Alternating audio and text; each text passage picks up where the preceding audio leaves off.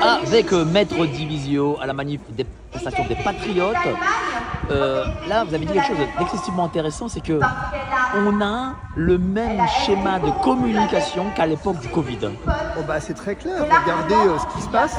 Le ministre, je ne sais plus lequel, l'un de ceux-là, vous explique qu'il va falloir faire un effort patriotique pour aller donner une partie de votre épargne, investir votre épargne dans la défense. Le mouvement patriotique d'investir, ça c'est l'état 1. Ça se traduit comment? Ça se traduit par, on demande effectivement aux Français de faire un effort sur la vaccination, de véritablement chercher à protéger les autres. Et c'est quoi l'acte 2 et l'acte 3? Et bien l'acte 3 à la fin, c'est un pass sanitaire, un pass vaccinal et une obligation vaccinale. Et l'acte 3 ici, on sait ce que ce sera, on viendra chercher l'épargne. Et d'ailleurs il a dit, nous sommes en guerre comme à l'époque du Covid. C'est beau. Bien. Mais il a raison. En fait, nous n'avons jamais cessé d'être en guerre. C'est lui qui est en guerre contre son peuple. Interrogeons-nous sur un point quand même. Ce qui vient de cynique dans cette affaire, c'est qu'Emmanuel Macron, finalement, vient instrumentaliser le conflit terrible en Ukraine et complexe au demeurant, à des fins strictement nationales. C'est-à-dire qu'en fait, vous avez un président qui n'est plus rien sur le plan national, qui n'existe plus vis-à-vis de sa population, qui s'est fait ratatiner aux dernières élections législatives, qui a mis le pays à feu et à sang sur le plan politique.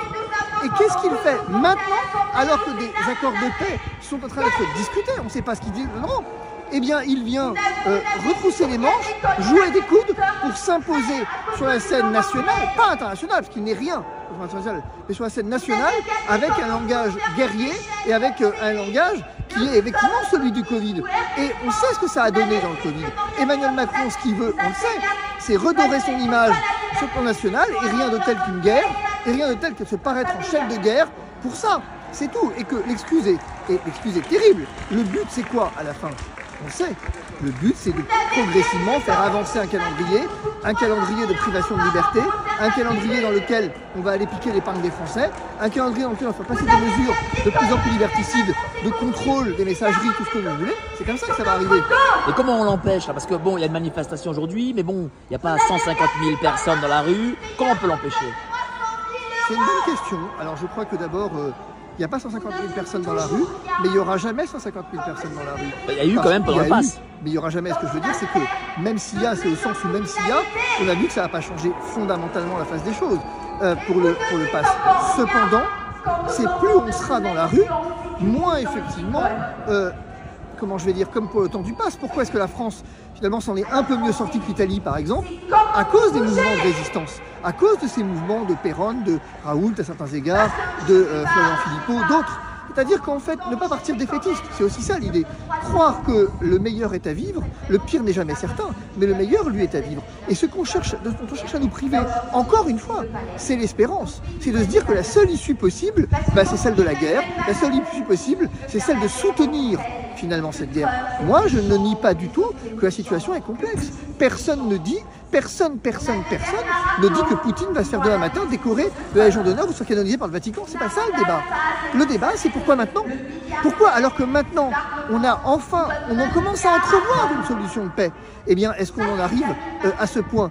Parce que Emmanuel Macron, encore une fois, je le dis avec une opposition en carton, pour le coup, il faut saluer sur l'opposition en carton quand même un élément, c'est que les seuls qui ont un discours à peu près cohérent pour l'instant, mis à part les Patriotes et François Asselineau également, c'est la France Insoumise, paradoxalement. C'est les seuls qui ont compris qu'en fait toute cette politique et tout ce qui est en train d'être joué là, ça n'est qu'au fin d'avoir la retraite de 70 ans et de venir mettre fin sur nos mesures sociales. Regardez ce qui se passe au Danemark. La guerre est le prétexte à la retraite de 70 ans. Donc si vous voulez, ne pas partir défaitiste, ça c'est la solution, et d'autre part, effectivement, considérer que nous avons encore un pouvoir et qu'il faut l'exercer et se faire entendre. C'est ça en fait. Merci. Et aussi dernier point, c'est pour ça que moi j'ai créé un truc là important, allez-y. Mais vraiment important je crois, c'est deux choses. C'est un centre de formation aux libertés publiques, en se disant il faut que vous ayez conscience de quelles sont ces libertés publiques, de ce que ça veut dire et de comment est-ce qu'on les exerce. Et en deuxième lieu, moi je crois, pour avoir déjeuné avec pas mal de monde, pas mal de responsables politiques de tous bords là, depuis quelques mois, que nous avons à nous mobiliser pour créer une véritable, alors c'est très à la mode ce mot, mais un think tank citoyen avec des éléments non négociables. Et de dire, voilà, nous sommes une base qui est celle-ci, et si vous vous présentez à la présidentielle, voilà, le socle non négociable que nous vous imposerons si vous souhaitez avoir nos voix. Excellent, merci beaucoup cher maître.